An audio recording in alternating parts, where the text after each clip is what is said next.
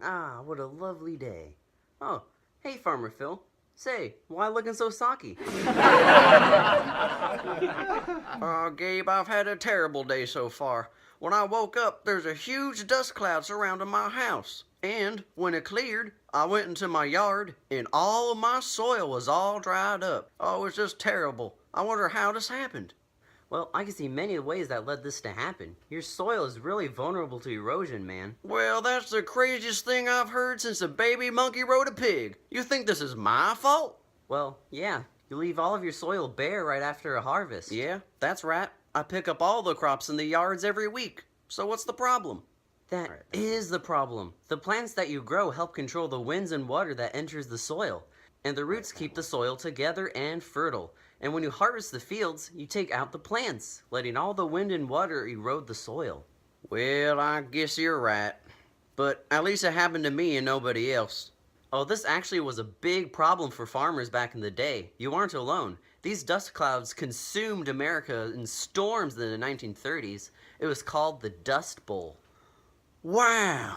You're saying there used to be huge clouds of soil like that?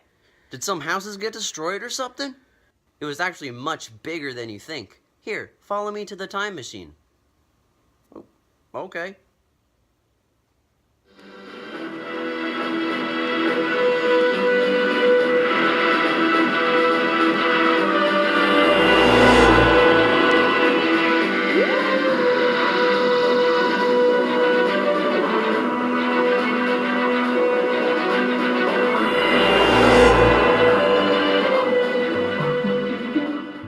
Whoa, where are we?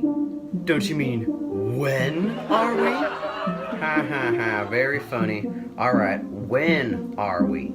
We're in the 1930s Oklahoma, that's when. And this is the decade of the Dust Bowl. This was when large dust storms invaded America, which resulted in all of their soil being eroded. I guess they made the same mistake I did. They should have conserved the soil. Well, it actually wasn't necessarily their fault.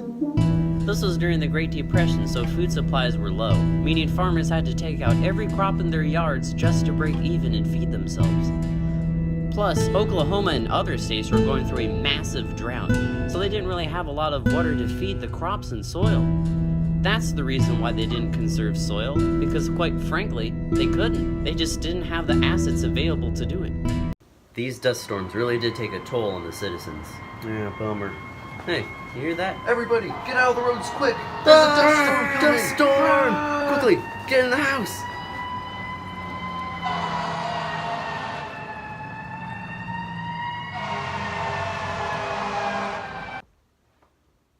Man, that dust storm lasted 24 hours. Yeah, they really could reach 200 miles long and a mile high. Isn't that insane?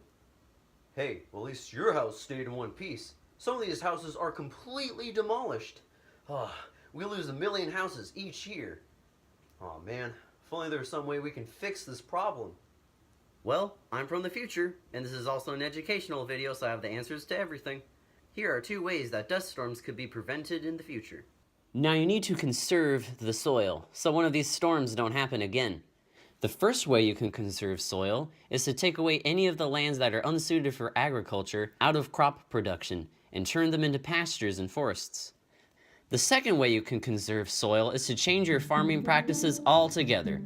Some bad practices that lead to the Dust Bowl are leaving the soil bare after a harvest, overgrazed rangelands, and clearing forests in big chunks. What the heck does that have to do with anything? Well, when you take down forests and overgraze rangelands, you're taking away all the trees and plants that block the wind from blowing the topsoil away.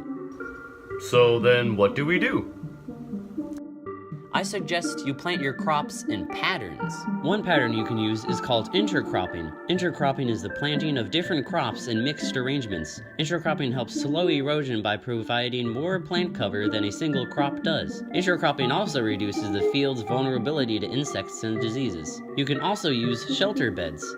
These are rows of trees or other tall perennial plants that are planted along the edges of fields to slow the wind. So yeah, those are 2 techniques that keep your soil fertile and safe. So there you go, construction worker. That's how you protect your crops.